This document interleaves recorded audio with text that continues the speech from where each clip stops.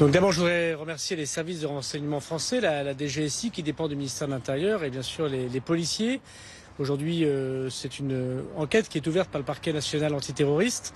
Nous avons eu des informations comme quoi des personnes procédaient à des repérages et souhaitaient passer à l'acte pour un attentat pendant les Jeux Olympiques. Plus précisément pendant les épreuves de football à Saint-Étienne. Nous avons travaillé avec les services de renseignement, les services enquêteurs et puis avec le parquet antiterroriste choisi de pouvoir interpeller ces personnes, en l'occurrence une personne, un individu tchétchène de 18 ans qui n'était pas connu des services de renseignement, qui n'était pas connu des services de police, dont rien ne laissait penser qu'il était radicalisé. Et par ces supports informatiques et par les perquisitions que nous avons effectuées, nous avons pu constituer le fait que cette personne voulait passer à l'acte, d'abord s'en prendre à des spectateurs, ayant vu manifestement que le stade était trop sécurisé, voulait s'en prendre à des spectateurs en dehors, près des buvettes, près des cafés, et puis ensuite mourir en martyr, c'est ses propos, après un combat avec les forces de l'ordre. Aujourd'hui, cette personne est incarcérée. Pour la suite de l'enquête, je laisserai bien sûr la justice préciser cela. C'est le 50e attentat que nous déjouons depuis 2017. Je veux redire vraiment aux Français que pendant cette période particulière qui est la flamme olympique, qui se déroule sans aucun accroc, pour lequel vous avez vu, nous avons déjà fait un certain nombre d'interpellations préventives. Pendant les Jeux Olympiques, nous veillons particulièrement, et je crois que cet attentat déjoué, cela fait maintenant depuis 3 jours que cette personne est entre les mains de la justice, ils peuvent être assurés de l'efficacité des services de renseignement français. Vous avez dit donc une interpellation, vous avez dit des personnes. Autrement dit, est-ce que dans cette affaire, d'autres interpellations sont possibles ou d'autres personnes sont recherchées, ou est-ce qu'il y a d'autres affaires, en tout cas des surveillances en cours? Alors, le magistrat instructeur aura l'occasion, s'il le souhaite, de développer. Ce qui est sûr, c'est que nous avons interpellé 2 personnes. Cette personne et son frère, qui était mineur. Et nous avons pu écarter, à la demande des magistrats des services enquêteurs, la responsabilité du frère mineur, qui donc n'est pas incarcéré et n'a pas été mis en examen. Donc la police française, la DGSI, a procédé à 2 interpellations dans cette affaire. Et à ma connaissance, il n'y a pas d'autres interpellations à court terme dans cette affaire. Il ne s'agit pas d'une organisation en tant que telle, mais comme nous le voyons malheureusement trop souvent, des personnes qui, chez nous, souvent extrêmement jeunes, veulent passer à l'acte sans avoir une organisation particulière, évidemment, qui voudrait passer à l'acte, comme on l'a vu dans les attentats des années 2015-2016. Par quels moyens comptez passer à l'acte ? Je pense que là encore, ce sera la justice qui pourra le dire. C'est manifestement des moyens assez artisanaux, comme on le voit malheureusement. Vous savez, 60% des attentats qui sont commis ou qui veulent être commis en France depuis maintenant 10 ans, c'est le couteau, c'est-à-dire une arme que chacun peut se procurer. On l'a encore vu d'ailleurs en Allemagne, sans qualifier cela d'attentat, c'est aux Allemands de le dire. On voit bien que c'est le modus operandi de la plupart désormais de ceux qui veulent passer à l'acte, surtout lorsqu'ils sont très jeunes. Ça veut dire qu'un couteau a été retrouvé ? Des couteaux, on en retrouve partout et beaucoup. On a retrouvé dans les supports numériques assez de preuves pour que les magistrats puissent non seulement permettre l'interpellation, la garde à vue, la mise en examen et l'incarcération. Voilà, quand on a 18 ans, je pense que c'est la preuve du sérieux de cette enquête de la DGSI. Et je les en remercie parce qu'ils ont sauvé des vies, les agents du service de renseignement du ministère de l'Intérieur aujourd'hui. On ne parle pas de bombe artisanale, par exemple. Ce n'est pas ce que je connais. Est-ce que cette affaire est de nature à modifier la façon dont vous allez mener les opérations de sécurisation des Jeux Olympiques? Non, c'est de nature à nous encourager à continuer à faire ce que nous faisons. D'abord, vous l'avez vu, dans le relais de la flamme, nous sommes à 420 000 enquêtes administratives. Nous avons écarté 1618 personnes, dont une cinquantaine de fichiers S, pour qu'ils n'approchent pas ni la flamme, ni évidemment les Jeux. Pas d'agents de sécurité privés, pas de bénévoles qui seraient connus des services de renseignement. Ça veut aussi dire qu'on va continuer à faire notre travail en amont. De renseignement, de travail, d'expulsion des étrangers qui sont radicalisés. J'ai demandé au préfet, vous le savez, dans des instructions répétées, qu'il fallait un par un regarder toutes les personnes qui pouvaient être susceptibles de radicaliser. Et je pense que ce qu'il faut expliquer aux Français, c'est que là, les services ont été extrêmement efficaces. Il y a des gens que nous connaissons, que nous suivons et que nous pouvons interpeller.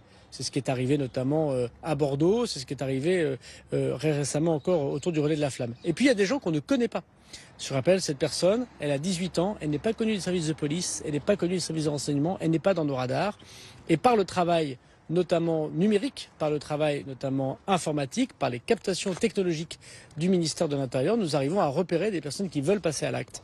Et je pense que c'est admirable de la part des services de renseignement et ça montre au contraire l'efficacité pour protéger les Français pendant les Jeux Olympiques et ailleurs. La cible présumée, Saint-Étienne, Geoffroy Guichard, c'est une cible aléatoire selon l'enquête qu'on a Cette fait personne habitait dans le département où Saint-Étienne est la ville-préfecture, et donc on peut penser que c'est une sorte de cible de voisinage. Voilà. Et ça montre évidemment qu'on doit toujours rester attentif à Paris, bien évidemment, mais partout sur le territoire national. Moi, je veux dire qu'on a su faire la Coupe du Monde de rugby sans aucun problème. On a su faire l'arrivée du pape à Marseille sans problème.